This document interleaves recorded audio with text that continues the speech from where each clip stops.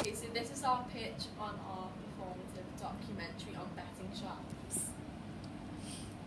What is our documentary about?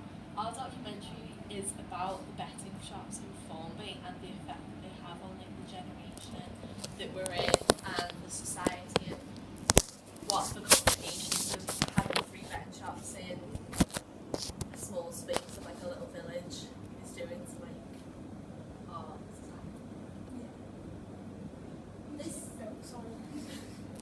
We aim to kind of put the topic across in kind of educated kind of way. We kind of want to expose the topic of the bed shops, and we want to. It's a bit like a performative and an expository because we're going to indulge ourselves inside like the topic by interviewing the owners of bed shops and like the addiction, like people who have addictions with gambling. We did some primary research, or we're going to primary research involving like questionnaires for our like target audience, and then it's for 18 to 40 year olds because it starts about 18 because obviously you're allowed to bet when you're 18, and that's when it really starts. So, and then we'll do secondary research where we'll research our information on the betting shops, and we'll research about the addiction behind it as well. What our documentary will include, we aim to include facts and figures about our research that we've done, so about the primary research and the questionnaires that we found, about what other people think about the amount of betting shops that are in Formby and like how they think that it's affecting, which will give us like longer worded answers. So we can present them in like different ways, not only like graphs.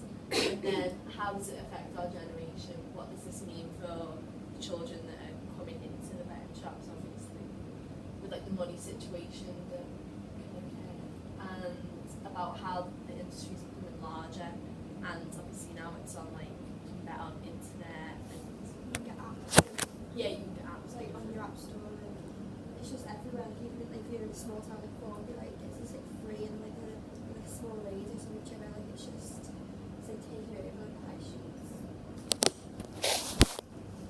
We'll use like graphs to present the data, and this will be shown by a presenter in our documentary. We will insert voiceovers using a camera and a microphone over our shots. On our first shot, we think we're going to do on our storyboard. Which is yours? I think we're all talking about it. Yeah. We're going to try and make it kind of, we're going to introduce Formby first, then we're going to say Bit that's of got background. underlying, like, it's got underlying problem. So we're going to say, like, it's a popular tourist destination, how it's good for schools and stuff. But then there is the problem Yeah, with the there's betting still an shops. underlying problem. But on the first shot on our storyboard, we talk about how we're gonna zoom in on Google Maps into Formby, so it shows. Is this like, where we the zoom out? location. Yeah. And we zoom in on Google Maps. We're gonna film it, basically. Instead of using the voices. We'll also film one of the interviews that we conduct with a random person, but we've already chosen that person to be Aimee Jackson. I'm going to share it in the documentary.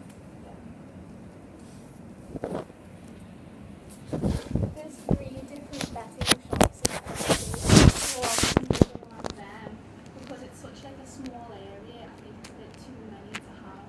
There should be like one, maybe, so that's kind of like the problem, having like more than one in such a small area. And yeah, in the production schedule, the sample that we chose to do was one of the days where we're going to go and film. So if you look at the production schedule, that's like the kind of layout of what we might do on one of the days where we go into Hornsey Village from school, as we have like the same freeze some of the times we set, and film around there. And also we won't be filming in like peak hours or anything because we need to keep like the sound into like consideration, and then the weather will have to be considered because of like the winter months that we'll be filming in. Since like health and safety rules as well, like, Which is also on the news report. yeah, so I'm going to make sure that like we're not going to film and really voice because then it'll just interfere with our It's like filming. the damage thing.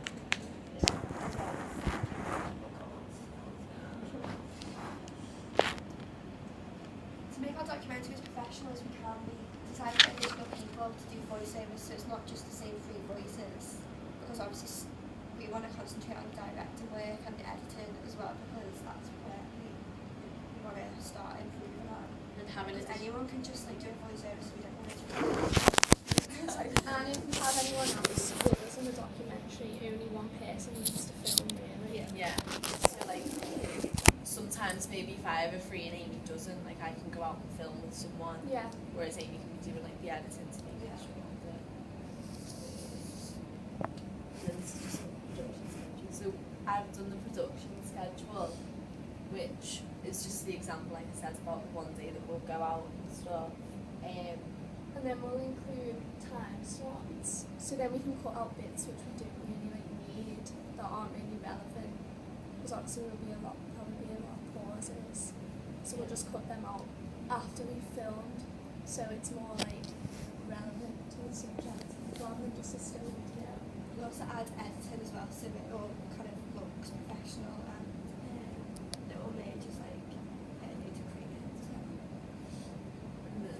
Do you have any questions? Yes. You talked about graphs. Do you think that's going to really match your target audience? Do you think graphs would appeal to a young demographic? Yeah, we thought about that, didn't we? Yeah. But it's quite I like think it's a good way to present the information in like just like a really short few seconds or something with voiceovers over it.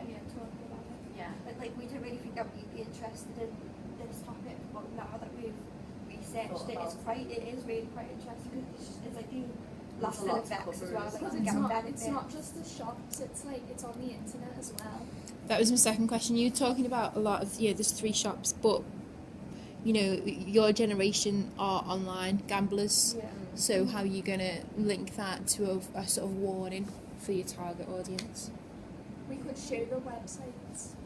We could show the websites that there is to go on. But on our questionnaires, we were thinking of obviously including questions about what they think about the betting shops. Obviously, our generation, as we're 16, we can't go and actually into the betting shops.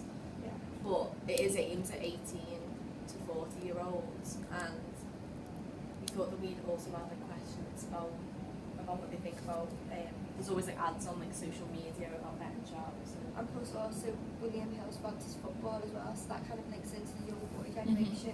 And when they watch it, it's like, oh, what's that? Like it's not it's very clever for William Hill, obviously, but it's it's not very good for a generation because it's just getting younger now. Okay, thank you. You did really, really well. What I would suggest to you is that you do look a little bit more into the tie-in with online and the betting shops' presence in Formby. For example, if you go past the shops, do they actually advertise their online presence in the shop window? Because obviously, as you've said, you can't go in them unless you're 18. But if they're advertising the website, how easy is it to go into the website? How easy is it to fool them and everything and then do the shops actually present that information? I think that's something I'd like to see added to your research, just so that you've got that added bit. Okay, thank you very much.